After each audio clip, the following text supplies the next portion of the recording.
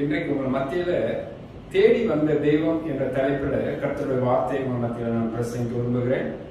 இதற்காக நான் எடுத்துக்கொண்ட வேத பகுதி யோவான் 5ஆம் அதிகாரம் வசனம் 5, 6 வசனங்களை வாசிக்க கேட்போம்.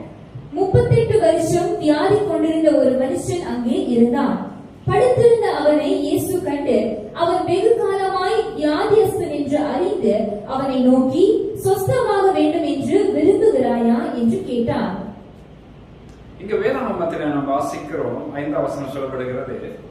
யோவான் 5ஆம் அதிகாரம் 5ஆம் வசனத்தில் 38 வருஷம் வியாதி கொண்டிருந்த ஒரு மனுஷன் அங்கே இருந்தான் என்றும், 6ஆம் வசனத்துல படுத்திருந்த அவனை இயேசு கண்டு, அவன் வெகு காலமா வியாதியஸ்தன் என்று அறிந்து அவனை நோக்கி, சுஸ்தமாக வேண்டும் என்று விரும்புகிறாயா என்று கேட்டார் என்று வேதாகமத்தில் வாசிக்கிறோம். இங்கு இதனுடைய இன்னைக்கு நான் பேசுற அந்த பிரசங்கத்தினுடைய தலைப்பானது தேடி வந்த தெய்வம். இந்த வசனத்தினுடைய முக்கிய கருத்தை நான் உங்களுக்கு என்ன சொல்ல விரும்புகிறேன் என்றால், 1 தீமோத்தேயு 1ஆம் அதிகாரம் 15ஆம் வசனத்துல பாவிகளை ரட்சிக்க கிறிஸ்து இயேசு உலகத்திற்கு வந்தார் என்கிற ஒரு வேத வாக்கியத்தை நான் பார்க்கிறோம். பாவிகளை ரட்சிக்க கிறிஸ்து இயேசு உலகத்திற்கு வந்தார். பாருங்கள்,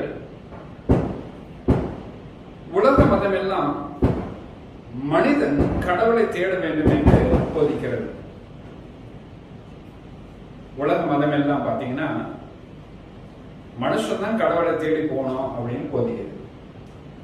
ஆனா கிறிஸ்துவத்தை நீங்க வாசித்து பார்க்கும் பொழுது, ஆண்டவராக இயேசு கிறிஸ்துவோ மனிதனை தேடி இந்த உலகத்துக்கு வந்தார். இயேசுவானவர் மனிதனை தேடி இந்த உலகத்துக்கு வந்ததாக வேத புஸ்தகத்திலே நாம் பார்க்கிறோம். இது ஒரு அற்புதமான ஒரு காரியம். இங்க நம்ம வசனத்தை நாம வாசித்து பார்க்கும் பொழுது, யோவான் 5ஆம் அதிகாரம் 5, 6 வசனத்துல நான் வாசிக்க கேட்டோம். 6ஆம் வசனம் சொல்லப்பட்டிருக்கு, படுத்திருந்த அவனை இயேசு கண்டு, அவனை வெகு காலமா வியாதியஸ்தன் என்று அறிந்து அவனை நோக்கி, சுஸ்தமாக வேண்டும் என்று விரும்புகிறாயா என்று கேட்டார் என்று நாம பார்க்கிறோம்.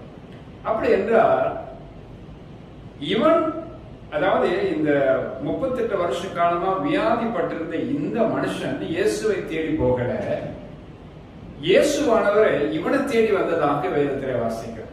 இது ஒரு அற்புதமான காரியம் பாருங்க. கடவுள் மனுஷனை தேடி வந்ததாக வேதம் இங்கு சொல்லப்படுகிறது.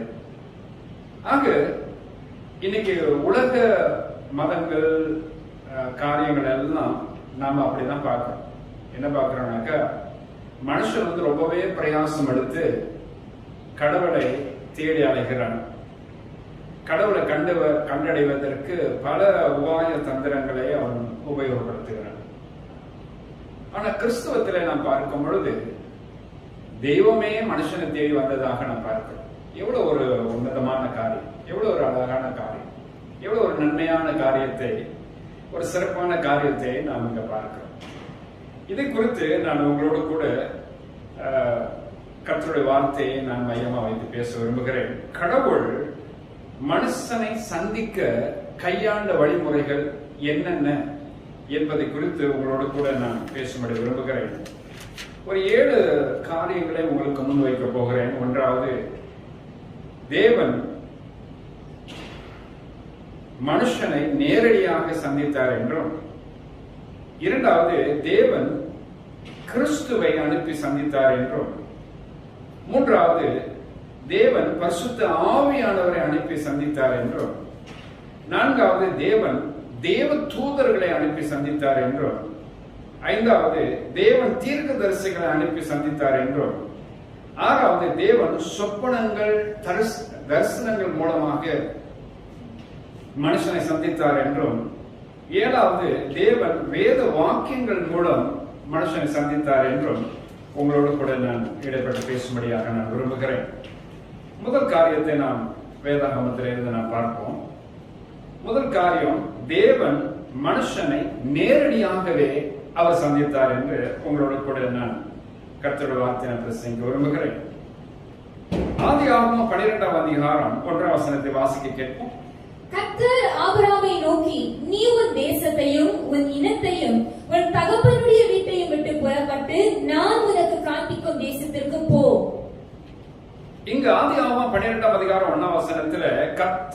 ஆபிரகாமை நோக்கி, நீ உன் தேசத்தையும் உன் இனத்தையும் உன் தகப்பனுடைய வீட்டையும் விட்டு புறப்பட்டு நான் உனக்கு காண்பிக்கும் தேசத்துக்கு போ என்று சொல்லுகிறார். அது மாத்திரமல்ல, அப்போஸ்தலர் நடவடிக்கைகள் 7ஆம் அதிகாரம் 2-3 வசனத்துல புதிய ஏற்பாட்டுல சொல்லப்பட்ட வார்த்தையும் கொஞ்சம் வாசிப்போம். அதற்கு அவன், சகோதரரே, பிதாக்களே, கேளுங்கள். நம்முடைய பிதாவாகிய ஆபிரகாம் காரானூரிலே குடியிருக்கிறதற்கு முன்னமே மெசொப்பொத்தாமியா நாட்டிலே இருக்கும்போது மகிமையின் தேவன் அவனுக்கு தரிசனமாகி, நீ உன் தேசத்தையும் உன் இனத்தையும் விட்டு புறப்பட்டு நான் உனக்கு காண்பிக்கும் தேசத்திற்கு வா என்றார். ஆதியாகமம் 12ஆம் அதிகாரத்துல 1ஆம் வசனத்துல நான் உனக்கு காண்பிக்கும் தேசத்துக்கு போ என்று எழுதப்பட்டிருக்கிறது. ஆதியாகமம் அப்போஸ்தலர் 7ஆம் அதிகாரம் 2-3 வசனத்துல நான் உனக்கு காண்பிக்கும் தேசத்திற்கு வா என்று எழுதப்பட்ட வசனத்தையும் நாங்க பார்க்கிறோம். ஆனா ஒரே காரியத்தை தான் அங்கு சொல்லப்பட்டிருக்கிறது. இங்கு என்ன நான் உங்களுக்கு ஒரு காரியத்தை முன்வைக்க விரும்புகிறேன் என்றால், தேவன் மனுஷனை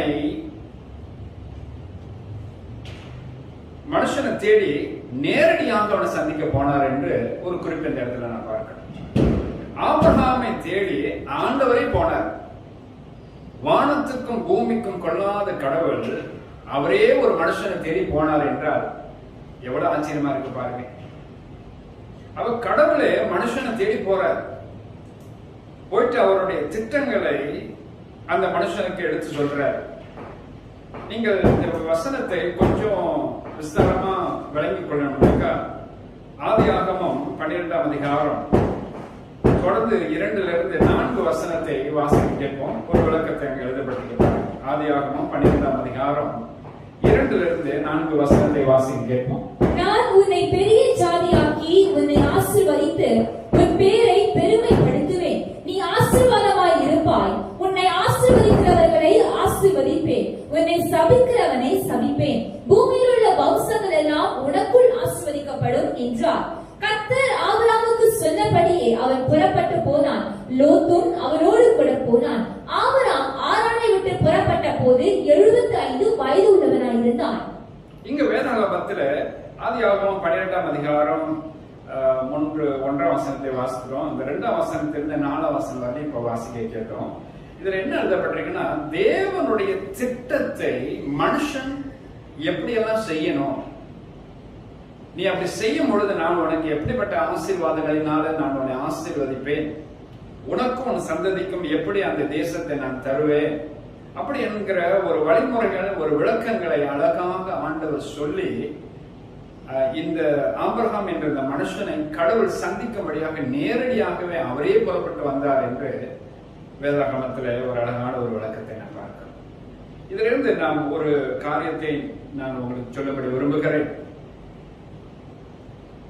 தேடி வந்த தெய்வமாகிய கடவுள் மனுஷனை நேரடியாக சந்திக்க வந்ததாக நாம் இங்க பார்க்கிறோம்.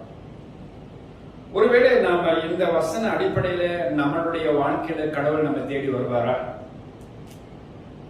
என் காரியங்கள் இப்படி எல்லாம் இருக்கிறது அப்படியெல்லாம் சொல்லி ஒருவேளை நீங்கள் ஒரு மனக்குறையாக நீங்கள் எண்ணக்கூடும். ஆனா ஒரு காரியத்தை உங்களை ஊக்கப்படுத்தி உற்சாகப்படுத்தி நான் பேச விரும்புகிறேன். ஆபிரகாமை தேடி வந்த கடவுள் ஏன் உங்களை தேடி வரக்கூடாது?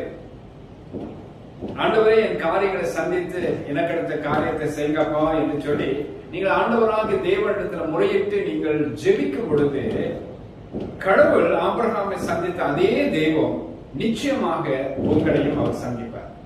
ஆமென். இரண்டாவது காரியமாக தேவன் இயேசு கிறிஸ்துவை அனுப்பி இந்த உலக மக்களை சந்தித்தார் என்கிற காரியத்தை உங்களோடு கூட நான் பேசும்படி விரும்புகிறேன். யோவான் எழுதின சுவிசேஷம் 3ஆம் அதிகாரம் வசனம் 16-17 வசனத்தை நாம் வாசிக்க கேட்போம். தேவன் தம்முடைய ஒரே பேரான குமாரனை விசுவாசிக்கிறவன் எவனோ அவன் கெட்டு போகாமல் நித்திய ஜீவனை அடையும்படிக்கு அவரை தந்தருளி இவ்வளவாய் உலகத்தில் அன்பு கூர்ந்தார்.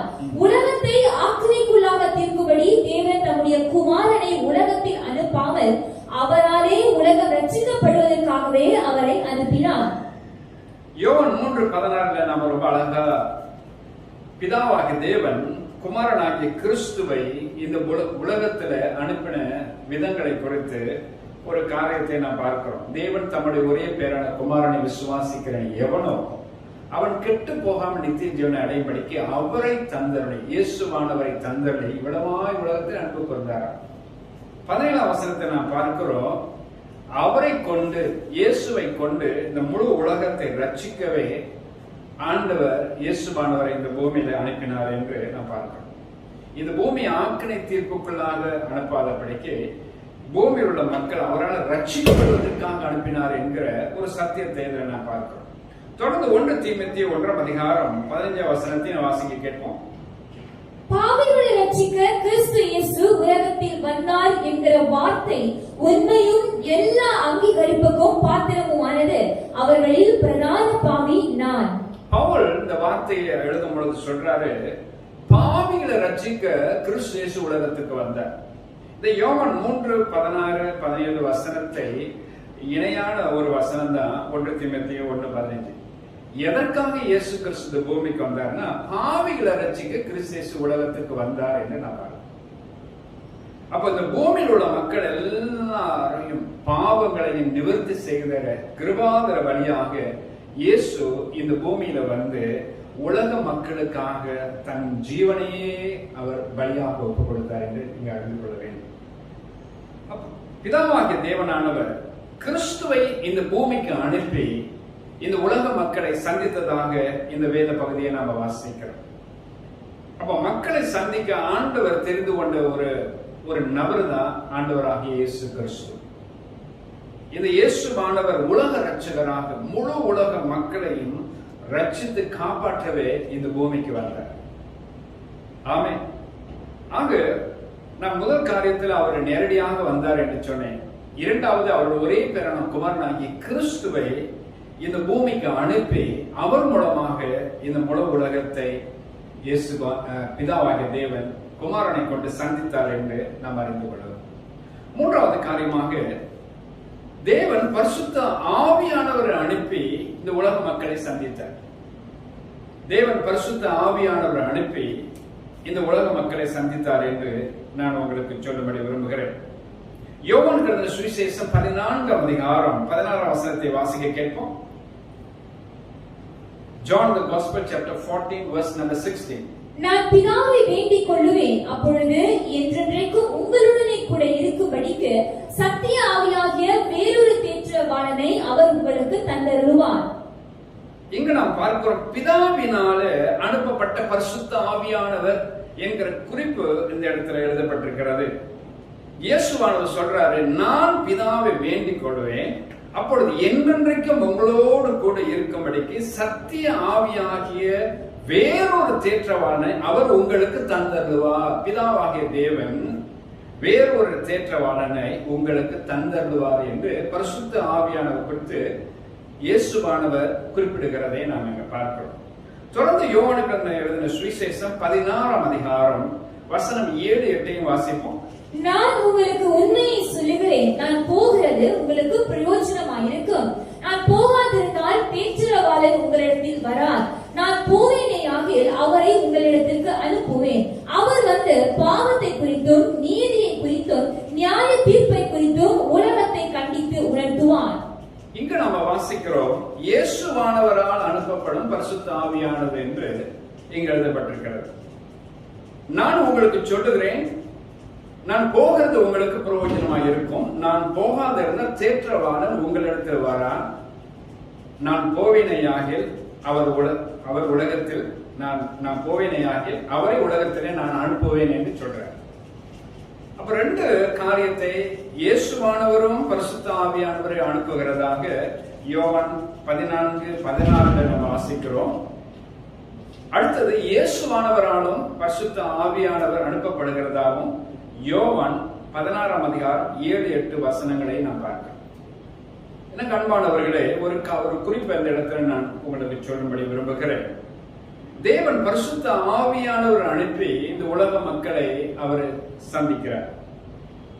ஏன் இயேசு கிறிஸ்துவானவர் பரிசுத்த ஆவியான் மூலமா சந்திக்கிறார் என்றால், இயேசு இந்த பூமியில் இருக்கும் பொழுது ஒரு வார்த்தை சொன்னார், நான் பரலோகம் போறது உங்களுக்கு நலமா இருக்கும், நான் போவேனே ஆகில் பரிசுத்த ஆவியாக தேற்றவாளனை நான் உங்களுக்கு தந்தருளவன் என்று சொன்ன குறிப்பை நீங்கள் வாசிக்க கேட்டீர்கள். நான் பிதாவை வேண்டிக் கொள்வேன், அப்பொழுது பரிசுத்த ஆவியானவரை பிதாவாகிய தேவன் உங்களுக்கு தந்தருள்வார் என்ற குறிப்பும் நாம் வாசித்தோம். இந்த பரிசுத்த ஆவியானவர், இயேசுவானவர் எப்படி இந்த பூமியில நம்மோடு கூட இருந்தாரோ அப்படியாகவே பரிசுத்த ஆவியானவரும் இந்த கடைசி காலத்துல நம்மளோட கூட இருப்பதாக இயேசு கிறிஸ்து சொன்ன வாக்கியங்களை நாம் பார்க்கிறோம். இன்றைய நாட்களில இந்த பூமியில பரிசுத்த ஆவியானவர் கிரியை செய்கிற விதங்களை நீங்கள் சற்று கவனித்து பாருங்கள். பரிசுத்த ஆவியானவர் பரிசுத்தமுள்ள தேவன் இந்த பூமியில இருக்கிற மனவாட்டியாக திருச்சபையை பரிசுத்த ஆவியானவர் பரிசுத்தப்படுத்திக் கொண்டிருக்கிறார். அது மாத்திரமல்ல, சபை வளர்ச்சிக்கு அடுத்த காரியத்தையும் இந்த பரிசுத்த ஆவியானவரை செய்கிறார். மக்களை கூட்டி சேர்ப்பதும் அவர்களை பரிசுத்தப்படுத்துவதும் அவர்களை ஆயத்தப்படுத்தி பரலோக ராஜ்யத்திற்கு அனுப்புகிற காரியத்தையும் இந்த பரிசுத்த ஆவியானவரை இன்றைக்கும் செய்து கொண்டு வருகிறார். ஆகவே இந்த குறிப்பிலிருந்து நாம் என்ன புரிஞ்சு கொள்றோம் என்றால், தேவன் பரிசுத்த ஆவியானவரை அனுப்பி இந்த உலக மக்களாகிய நம்மை அவர் சந்தித்தார் என்று.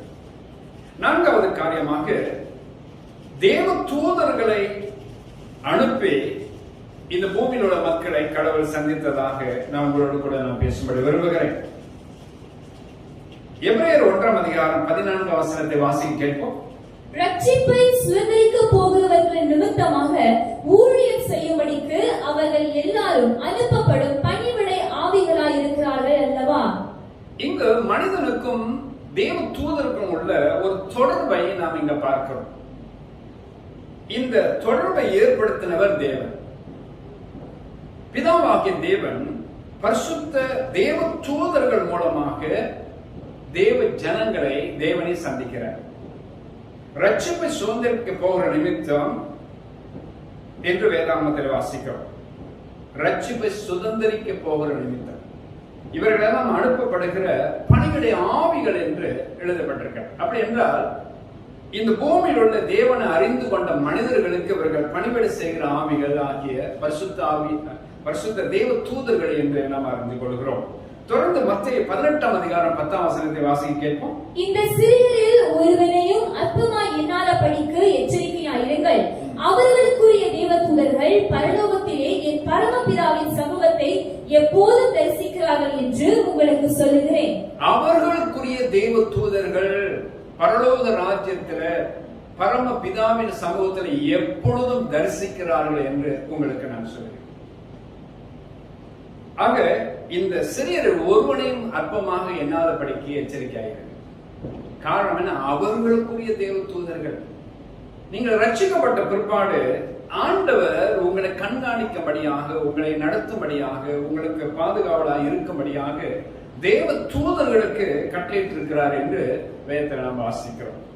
எனக்கு அன்பான தேவ ஜனங்களே, நீங்கள் ரட்சிக்கப்பட்ட தேவ பிள்ளைகளாக இருப்பீர்கள் என்றால், நீங்கள் தனிமையில இருக்கிறீங்க, தன்னந்தனியா இருக்கிறீங்க, உங்களை விசாரிப்பார் யாரும் இல்லை, உங்களுக்கு ஆதரவா யாரும் இல்லை, உங்களோட கூட யாரும் இல்லை அப்படின்னா நீங்க கலங்காதீங்க.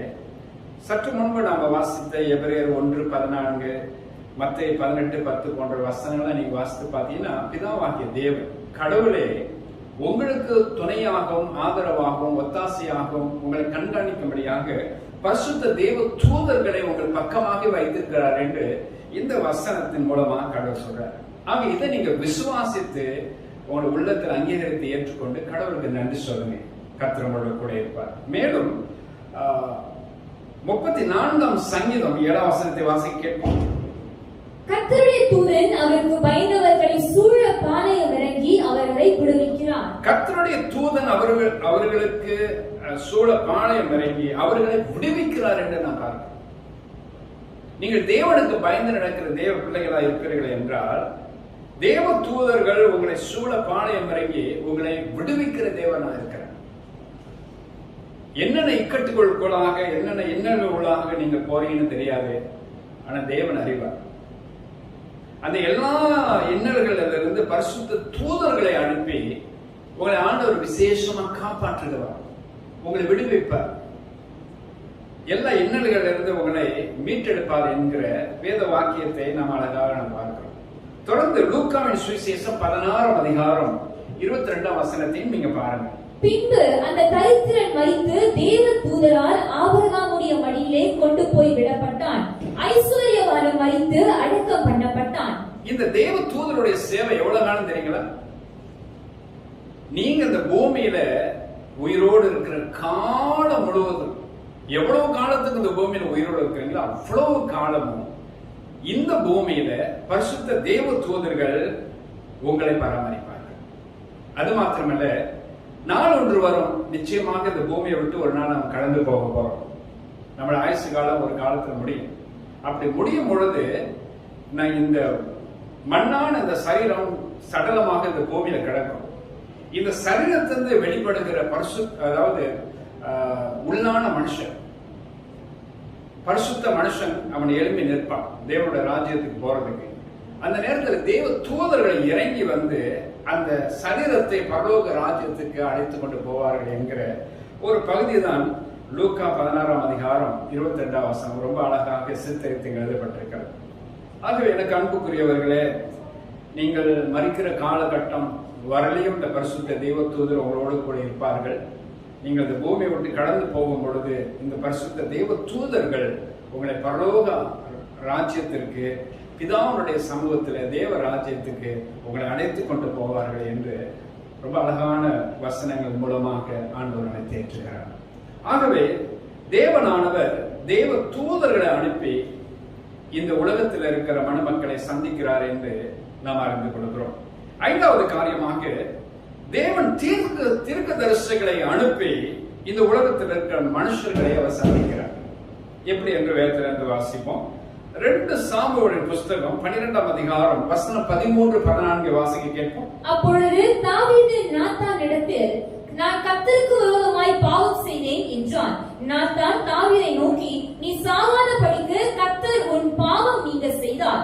ஆனாலும் இந்த காரியத்தினாலே கர்த்தருடைய சத்துருக்கள் தூஷிக்க நீ காரணமாய் இருந்தபடியினால் உனக்கு பிறந்த பிள்ளை நிச்சயமாய் சாகும் என்று சொல்லி நாத்தான் தன் வீட்டுக்கு போய்விட்டான். இங்கு நம்ம ஆண்டவராகிய தேவன்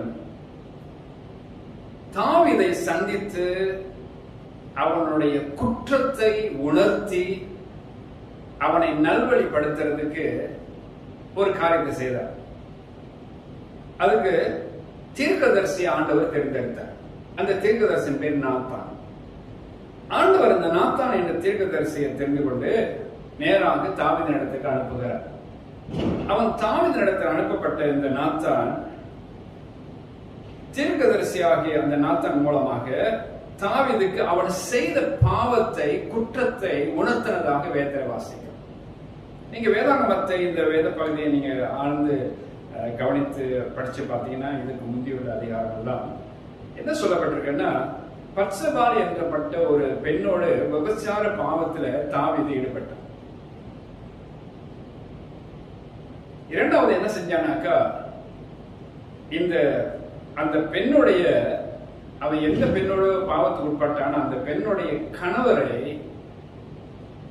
ஆள் வைத்து கொலை செய்து அவனை கொல்லப்பட்டான். ஒரு பயங்கரமான குற்றம் அல்லவா அது? புருஷனையும் கொண்டுட்டான், மனைவியும், அவனுடைய மனைவியும் கெடுத்து போட்டான். இந்த காரியம் ஆண்டவருடைய பார்வைக்கு ரொம்பவே பொல்லாத ஒரு பாவமா இருந்தது. ஆனா இது யாருக்கும் தெரியாம நடந்தது போல தாவீது நினைத்துக் கொண்டு தன்னை சுதாரித்துக் கொண்டார். ஆனா ஆண்டவர் எல்லாவற்றையும் அவர் பார்த்துக்கிட்டு இருக்கிற தேவன் அல்லவா? ஆகவே அவன் குற்றத்தை உணர்த்தும்படியாக தீர்க்கதரிசி அனுப்புறார். யார் இந்த தீர்க்கதரிசி? அவன் தேவ சமூகத்தில் காத்திருந்து தேவ வார்த்தையை பெற்றுக்கொண்டு கடவுளோட வார்த்தையை மனுஷனிடத்தில் பேச வந்த தீர்க்கதரிசி. அப்ப ஆண்டவர் இந்த தீர்க்கதரிசியை தெரிந்து கொண்டு இவன் மூலமா நீ போயிட்டு இந்த தாவீதுக்கு இந்த குற்றத்தை உணர்த்து, இப்படிப்பட்ட பாவத்தை அவன் செய்து போனானே என்று சொல்லுகிற பகுதி தான் இந்த 2 சாமுவேல் 12ஆம் அதிகாரம் 13-14 வாசனம். அப்பொழுது இந்த 14 வசனத்தை நீங்க வாசித்து பாத்தீங்கன்னா அந்த பிள்ளை சாகும் என்கிற ஒரு வார்த்தை சொல்லப்பட்டது. இப்ப பத்சபால் கற்பம் தரித்து ஒரு குழந்தை பெறக்கூடிய சூழ்நிலையில் இருக்கிறார். ஆனா 14 வசனத்துல 12ஆம் அதிகாரம் 2 சாமுவேல் 12-14 ஆண்டவர்கிட்ட வந்த வார்த்தை என்ன? நிச்சயமா அந்த பிள்ளை சாகும் என்கிற வார்த்தையை கடவுளே சொல்றாரு. அப்படின்னா இந்த பிள்ளையானது பாவத்துல கற்பம் தரித்து பிறந்த பிள்ளை. ஆக நிச்சயமா இது சாகும். அது மாத்திரமல்ல, இது ஒரு பயங்கரமான ஒரு கொலை பாதகத்துக்கு உடந்தையா இருந்த காரியத்தின் அடிப்படையில பிறக்க போற ஒரு பிள்ளை. அப்ப நிச்சயமா இது சாகும் என்று ஆண்டவர் சொல்றார். காரணம் என்னவென்றால், தாவீதை தண்டித்து அவனை திருத்தவே கர்த்தர் இந்த காரியத்தை செய்ததாக நீங்க வேதத்தை நீங்க வாசிக்கலாம். எபிரேயர் 1ஆம் அதிகாரம் 1ஆம் வசனத்தை நான் வாசிக்க கேட்போம். எபிரேயர் 1ஆம் அதிகாரம் 1ஆம் வசனம். பூர்வ காலங்களில் பங்கு பங்காகவும் வகை வகையாகவும் தீர்க்கதரிசிகள் மூலமாய் பிதாக்களுக்கு திருவுளம் பற்றின தேவன். தொடர்ந்து வாசிங்க. இந்த கடைசி நாட்களில் குமாரன் மூலமாய் நமக்கு திருவுளம் பற்றினார். இவரை சர்வத்துக்கும் சுதந்திரவாதியாக நியமித்தார். இவரை கொண்டு உலகங்களையும் உண்டாக்கினார். நன்றாக கவனித்து பாருங்கள். இந்த தெய்வமாகிய ஆண்டவர் அக்காலங்களிலே பூர்வ காலம் என்கிற அந்த கடந்த காலங்களை குறித்து சொல்லப்பட்டிருக்கிறது.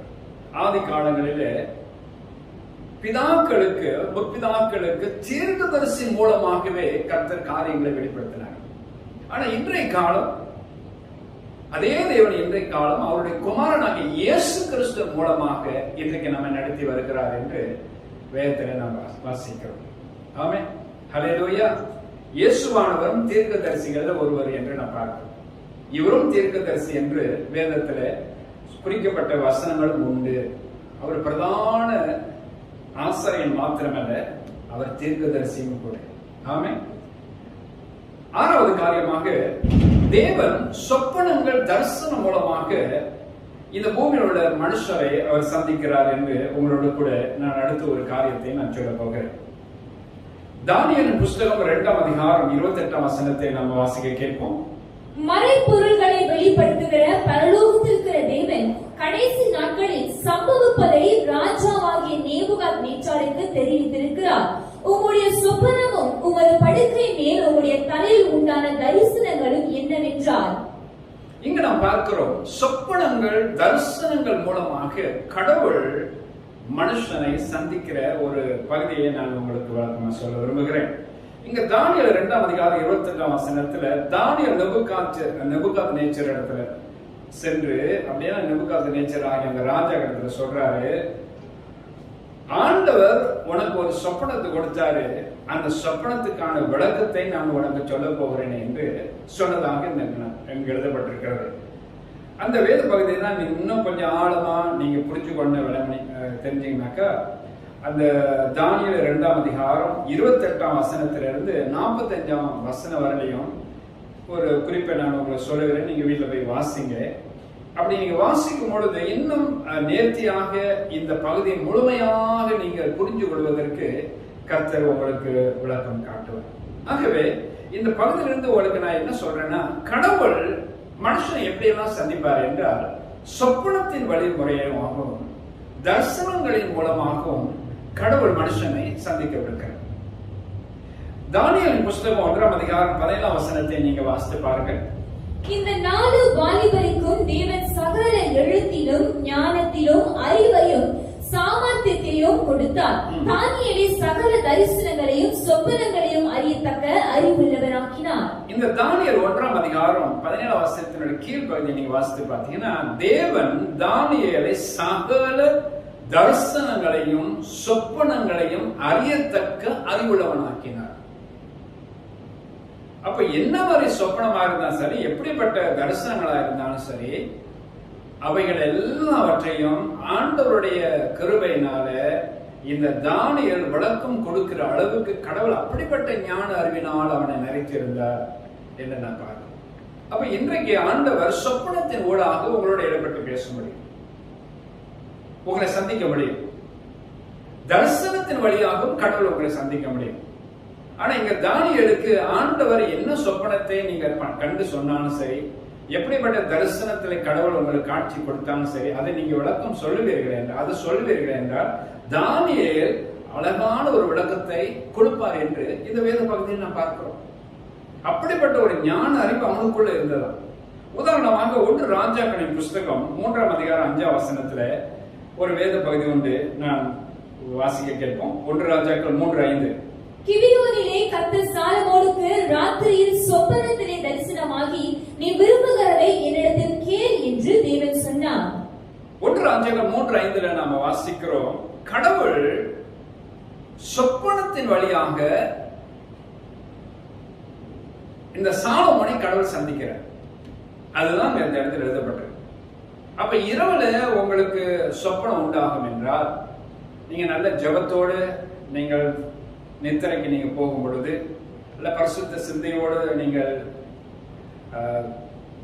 நித்திரைக்கு போகும் பொழுது, நாள் முழுவதும் தேவனுக்கு அடுத்த காரியத்தில் நீங்க உண்மையா நீங்கள் இருந்து, அவருக்கு பயபக்தி உள்ளவர்களா இருந்து நீங்கள் நித்திரைக்கு போகும் பொழுது, தெய்வமே என்னோட பேசுங்க அப்படின்னு சொல்லி நீங்க ஜெபித்துட்டு நீங்கள் நித்திரைக்கு போகும் பொழுது ஒரு ஒரு அழகான சொப்பனத்தை கடவுள் கொடுப்பார் என்றால், அப்படிப்பட்ட ஒரு சொப்பனம் தேவன் உங்களோட இடப்படுகிறதா இருக்கும்.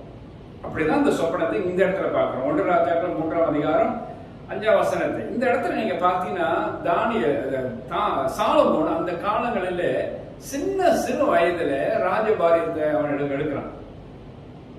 அவனுடைய ஜபம் என்னவா இருந்திருக்கும்? அவன் நித்திரைக்கு போறது முன்ன, ஆண்டவரே இந்த ராஜ்யபாரத்தை நான் சின்ன வயசுல எனக்கு கொடுத்துட்டீங்கப்பா, நானும் வேற மரியாதை பிள்ளை போல நான் இருக்கிறேன், அது இவ்வளோ பெரிய ராஜ்யத்தை நான் எப்படி ஆண்டவரையே நடத்துவேன், நீங்க என்னை ராஜாவா ஆக்கியிருக்கிறீங்களே, ஆண்டவரே உங்களுடைய கிருபையினால் என்னை நடத்துங்க அப்படின்னு சொல்லி ஜபத்தோடு அவன் நிச்சயமா அவன் நித்திரைக்கு போயிருப்பான். அவனுடைய ஜபத்தை கேட்ட கடவுள் அந்த ராத்திரியில் அவன்கிட்ட வராரு. அதுதான் அந்த பகுதி 1 ராஜாக்கள் 3ஆம் அதிகாரம் 5ஆம் வசனத்துல. கிபியோனிலே கர்த்தர் சாலமோனுக்கு ராத்திரியில் சொப்பனத்திலே தரிசனமாகி, நீ விரும்புகிறதை என்னிடத்தில் கேள் என்று தேவன் சொன்னதாக வேதாகமத்தில் வாசிக்கிறோம். அந்த பகுதியெல்லாம் நீங்க தொடர்ந்து வாசிட்டே போங்களேன். அது என்ன எழுதப்பட்டிருக்குனாக்கா, அவன் என்ன சொல்றான்? ஆண்டவரே, நான் சிறு வயதா இருக்கிறேன், விவரம் அறியாம இருக்கிறேன், இவ்வளோ பெரிய ராஜ்யம் ஆண்டவரே, அது எப்படி நடத்துறேன் எனக்கு தெரியல, எனக்கு ஞான அறிவை கொடுங்க ஆண்டவரே அப்படின்னு அந்த சொப்பனத்துல ஆண்டவரோடு பேசுறான். அப்ப ஆண்டவர் பதில் சொல்றாரு, நீ ஐஸ்வர்யத்தை கேட்கல, உன்னோட விரோதிகளுடைய ஜீவனை கேட்கல, நீ பொண்ணும் பொருளும் கூட கேட்கலப்பா, ஆனாலும் என் மக்களை நடத்துறதுக்கு எனக்கு ஞானத்தை தாங்கன்னு நீ கேட்டதுனால நீ கேளாத ஐஸ்வர்யத்தை நான் அவனுக்கு சேர்த்து கொடுக்கிறேன்னு சொல்லி அவன் அப்படிலாம் ஆண்டவர் ஆசீர்வதிச்சார். எனக்கு அன்பானவர்களே, கடவுள் தரிசனத்தின் மூலமா சொப்பனத்தின் மூலமா நிச்சயமா உங்களோட பேச முடியும். நீங்க நல்ல ஜெபத்தோடு கர்த்தருடைய பிள்ளைகளாக தேவ சமூகத்துல நீங்க காத்திருந்து நல்ல ஜெபம் பண்ணிட்டு நீங்க நித்திரைக்கு போங்க. அடுத்தது நாள் முழுவதும் நீங்க கர்த்தருக்கு அடுத்த காரியத்தில் இருக்க பாருங்க. அவருடைய நினைவாக, அவருடைய சிந்தையாக, அவருடைய ஊழியமாக இருக்க பாருங்க. இந்த உலகத்துல நிறைய வேலை உங்களுக்கு இருக்கதான் செய்யுது. உங்களுடைய ஜீவனுக்கு என்று நீங்க வேலை செஞ்சுதான் ஆகணும். ஆனா அந்த நேரம் போக மற்ற நேரம் எல்லாம் ஆண்டவரோட பணியில ஈடுபட்டு செய்யறதுக்கு உங்களுடைய நேரத்தை ஒப்பு கொடுங்க. அப்படிப்பட்ட நீங்க நிலையில இருக்கும் பொழுது உங்களுக்கு தரிசனம் வரும் என்றாலும், சொப்பனங்கள் வரும் என்றாலும், ஆண்டவர் அதன் வழியாக உங்களோட பேசுவதற்கு ஒரு வாய்ப்பு. ஆமென். கர்த்தரோட ஆசீர்வதிப்பாராக. தொடர்ந்து இன்னொரு விளக்கத்தையும் வேதத்திலிருந்து உங்களுக்கு நான் காட்ட விரும்புகிறேன். அப்போஸ்தலர் நடவடிக்கைகள் 18ஆம் அதிகாரம் 9-10 வசனத்தை வாசிக்க கேட்போம். ராத்திரியிலே கர்த்தர் பவுலுக்கு தரிசனமாகி, நீ பயப்படாமல் பேசு, மௌனமாயிராதே, நான் உன்னோடு கூட இருக்கிறேன், உனக்கு தீங்கு செய்யும்படி ஒருவனும் உன்மேல் கை போடுவதில்லை, இந்த பட்டணத்தில் எனக்கு அநேக ஜனங்கள் உண்டு என்றார். சரி, இங்கு ஒரு அழகான இன்னொரு காரியத்தை நான் பார்க்கிறோம். பவுல் எப்பொழுதும் ஆத்ம பாரமுடைய ஒரு மனுஷன். நீங்க ரோமர் 10ஆம் அதிகாரம் 1ஆம் வசனத்தை வாசித்து பார்த்தீங்கன்னா, சகோதரரே, இஸ்ரவேல் ரட்சிக்க வேண்டும் என்பது என் இருதயத்தின் விருப்பமும் நான் தேவனை நோக்கி செய்யும் என் விண்ணப்பமா இருக்கிறது என்று அவர் சொன்னதாக நான் பார்க்கிறேன். தொடர்ந்து அப்போஸ்தலர் நடவடிக்கைகளில் சில இடங்களை நீங்க வாசித்து பாருங்க. அவர் கண்ணீரோடு அவர் ஜெபிக்கிற மனுஷனா இருந்தார் என்று வேதாகமத்தில் வாசிக்கிறோம்.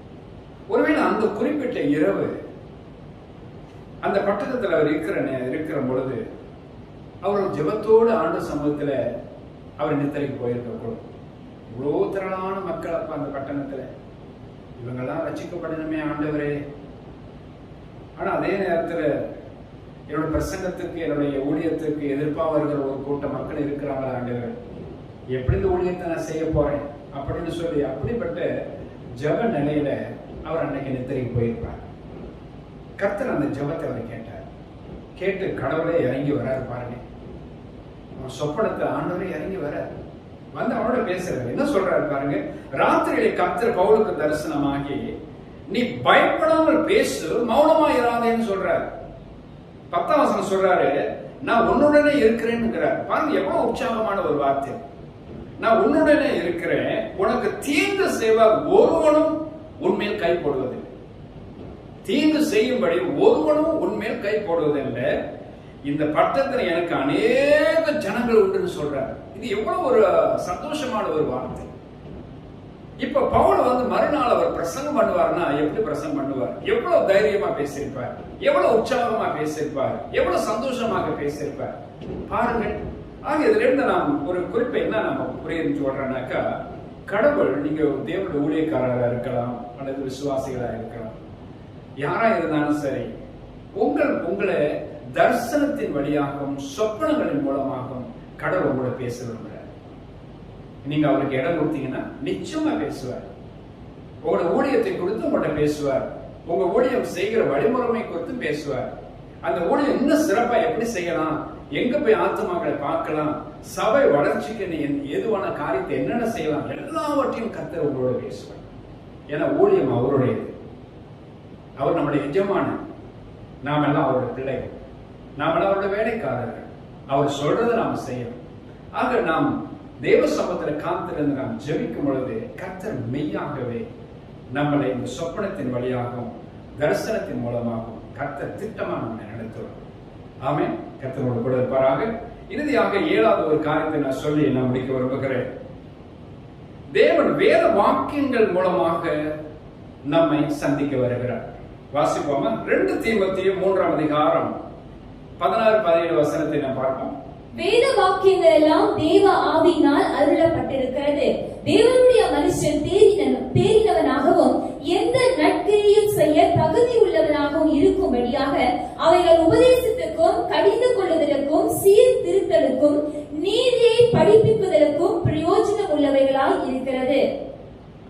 இங்க 2 தீமோத்தேயு 3ஆம் அதிகாரம் 16-17 வசனத்தை பாருங்க. வேத வாக்கியங்கள் தேவ ஆவியினால் அருளப்பட்டிருக்கிறது.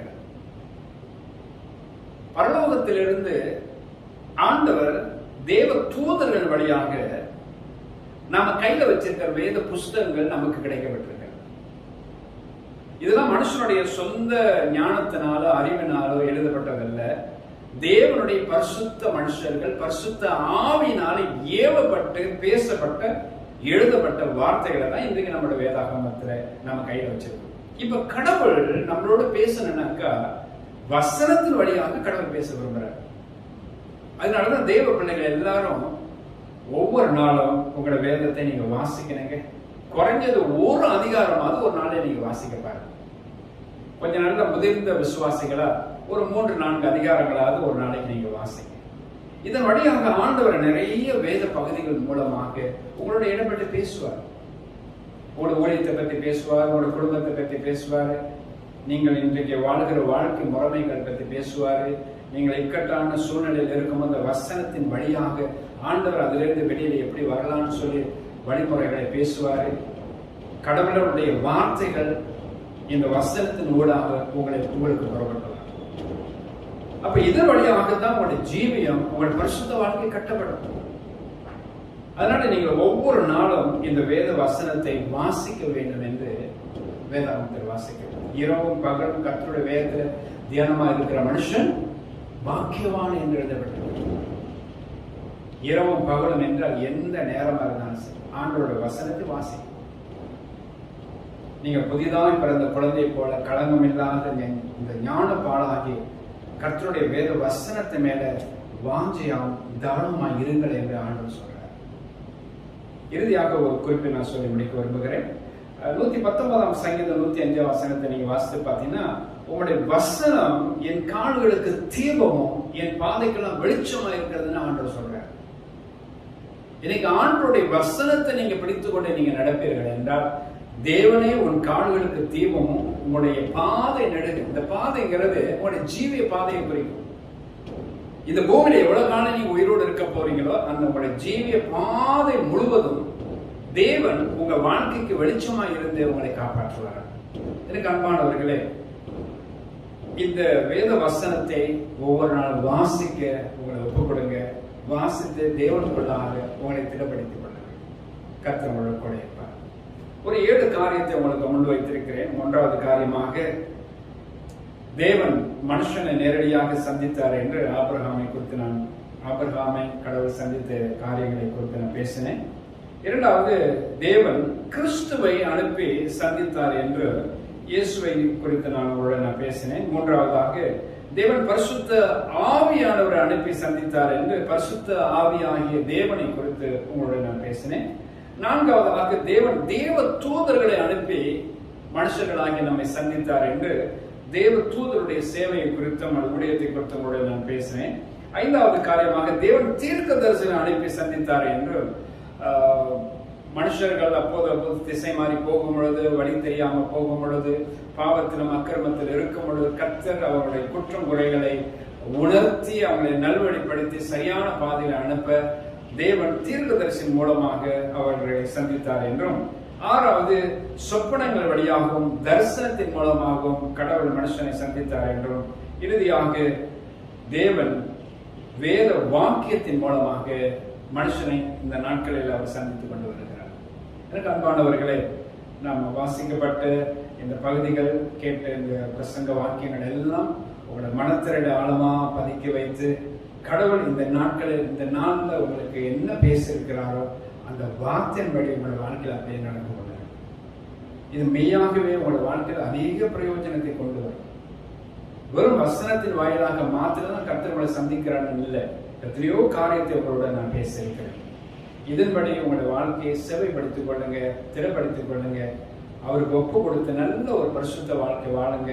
ஆண்டவர் சீக்கிரமா வரப்போறாரு. அவர் வருகையில் நம்ம எல்லாரும் பங்கடையணும். கர்த்தர் கூட இருப்பார்.